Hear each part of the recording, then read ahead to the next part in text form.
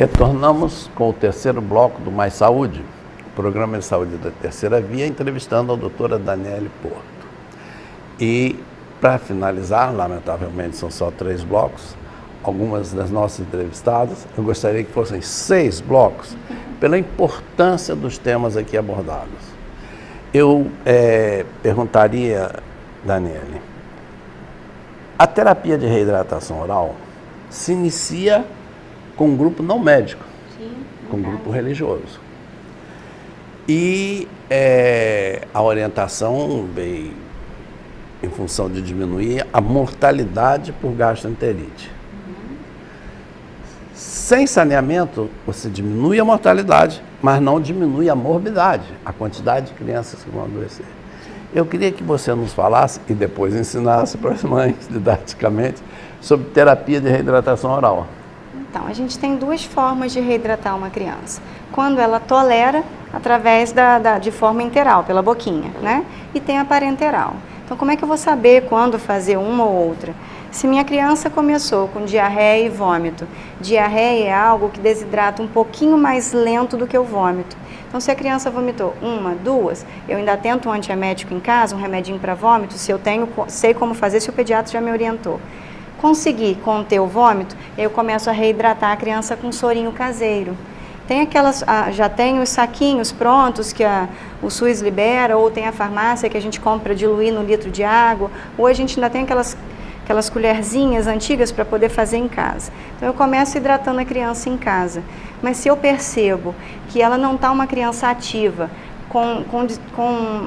ou seja, ela não está com atividade, não está espertinha, não está brincando e não está reativa, aquela criança mole, não adianta mais ficar hidratando essa criança em casa. Eu tenho que levá-la para um sistema, né, uma unidade de saúde para que ela seja reidratada através do acesso venoso, né? E aí a gente tem nossas regrinhas na rede de saúde para reidratar essa criança. E em casa, uma vez reidratada, a gente mantém a reidratação através da forma oral. Ou seja, que é importante que as mães saibam como iniciar o período pré-hospitalar de uma criança que está com diarreia e vômitos. Exatamente. Digamos que ela tenha adquirido uma gastroenterite ainda, né? Então ela vai começar diarreia, vômito, febre. A febre a gente trata em casa, a diarreia a mãe vai tentando, começou a vomitar, vomitou 1, 2, a criança já desidrata. E algumas ainda tentam ficar em casa com a criança. Eu já oriento para já correr para a emergência para que algo seja feito lá. E aí a criança começa a desidratar, fica aquela criança prostrada, né? E aí na emergência nós vamos reidratar, voltamos para casa. O pediatra com certeza vai orientar a mãe na emergência a como reidratar. Os menores de 1 ano a gente oferece o sorinho, 50 ml por vez, depois de cada diarreia a gente oferece aquele soro. E os maiores de 1 ano a gente oferece de 100 a 200 ml. Não precisa, é difícil oferecer soro para uma criança, a gente sabe disso. O sabor não é agradável e eles vão cuspir na gente às vezes. Então vai dando devagarzinho. Ao longo de 1 hora, dá os 50 ml devagarzinho, pega uma seringuinha no menorzinho, vai no cantinho da boca colocando devagarzinho. O maiorzinho, tenta driblar, oferece alguma coisa, conversa, diz a importância daquilo, mas tem que ser feito o soro. Não adianta dar água de coco, Coca-Cola, não é isso que vai reidratar a criança. É o soro, porque ele tem a concentração de eletrólitos que vão manter a osmolaridade. Vão fazer o sangue ficar direitinho no seu lugar. Então, eu gostaria de te pedir a gentileza de repetir para as nossas telespectadoras os primeiros sinais da desidratação que deve fazer com que a mãe opte por levar a criança a um pronto-socorro infantil. Os sinais que ela consegue reconhecer, porque tem uns que nós vemos, que é o sinal da prega, olhar uma mucosa. Sim. Então veja, seu filho está chorando e não sai lágrima, já é um sinal de desidratação. A senhora lavou sua mãozinha, colocou a mão na boquinha do filho, a saliva está espessa, não é uma saliva fluida, já é um sinal. Está uma criança prostrada, jogada, não está uma criança ativa, brincando, espertinha. São 3 sinais básicos que já dizem que algo de errado está acontecendo, que a criança está desidratada. A criança fica preguiçosa. Fica caidinha, um termo que eles usam, caidinha. Então, nesse momento, não pensa 2 vezes, vai direto para um serviço de emergência. Perfeito. A partir de 1 ano de idade, até os 5 anos de idade, nós temos um índice de morbidade muito elevado de gastroenterite. Quando a criança já depende mais do meio do que do lar, da mãe. A terapia de reidratação oral, evidentemente que diminuiu bastante a mortalidade, mas não diminuiu a morbidade. Daniele, como anda o nosso país, nosso estado, nossa cidade em termos de saneamento? Então, doutor César, eu vivo nos dois âmbitos, né? SUS e particular. Eu penso que não é dinheiro que traz higiene para dentro de casa. Eu conheço pessoas muito pouco abastadas que têm uma higiene absurda dentro de casa. Conheço pessoas bem abastadas que não pensam tanto assim em higiene.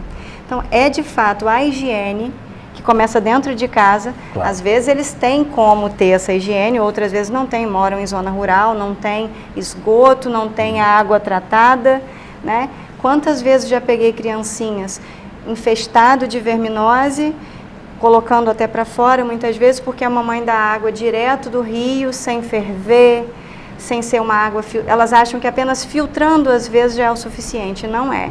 A gente indica que ferva e filtre, para driblar, para que a gente tire todo o risco da criança ser infestada por verminose, né? Então, exato. É muito importante a questão do saneamento básico para que as crianças não sejam infestadas pelos parasitas, que eles trazem anemia, fazem a gastroenterite na criança, não viral, né, nesse caso, mas parasitária, vai fazer diarreia, vômito, a criança vai desidratar e vai cair naquilo que a gente falou. Então é preciso a gente ter esse cuidado com a água, com as verduras, com as frutas, a higienização dos alimentos, né? Porque um percentual enorme das verduras que nós utilizamos são irrigadas com esse tipo de água, né? Não é tratada se ela é direto do rio, né? Então é importante a limpeza, a higiene das verduras no âmbito doméstico, né? Com certeza. Daniele, para encerrar nossa entrevista de hoje, nosso encontro, eu queria que você falasse, ainda que por um pouco tempo, um tema que seria extenso para nós discutirmos aqui, que justifica uma nova visita sua. Nossas crianças ainda estão naquela etapa de que o maior medo é a subnutrição, ou nossas crianças estão numa etapa em que o maior medo hoje já é a obesidade infantil? Na minha experiência, no que eu vejo no meu dia a dia, graças a Deus, por um lado, não cai mais na fase da desnutrição. Quando é importantíssimo que nós façamos o traço da curva de crescimento da criança, que a gente ainda acaba não vendo algumas vezes no cartãozinho de vacina da criança, tem lá a curva da OMS, que a gente checa os desvios da criança para sobrepeso, para obesidade, para risco de desnutrição. Eu vejo mais sobrepeso e obesidade do que, graças a Deus, ainda desnutrição. O risco é maior. Crianças vão para a escola, o que as mamães mandam muitas vezes? Saquinhos de fandangos ou aqueles biscoitinhos recheados com refrigerante, porque é prático. Refrigerante. Porque é prático, eu entendo. Agora sou mãe, sei o quanto é difícil sair de casa com criança e tudo. Mas a gente tem que prestar bastante atenção, porque começa dentro de casa. Aí elas dizem, mas eu não consigo tirar. Se você não apresenta, ele não conhece. A minha filha não vai conhecer certos alimentos.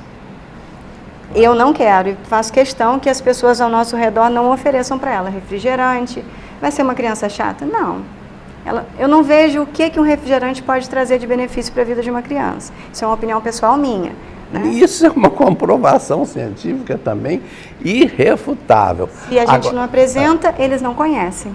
Agora, eu só encontrei nos pacientes, eu trabalho no hiperdia, né, tratamos muito hipertensão e diabetes, nas pacientes adultas, eu só encontrei uma maneira de fazer com que parem de usar refrigerante sendo diabéticas.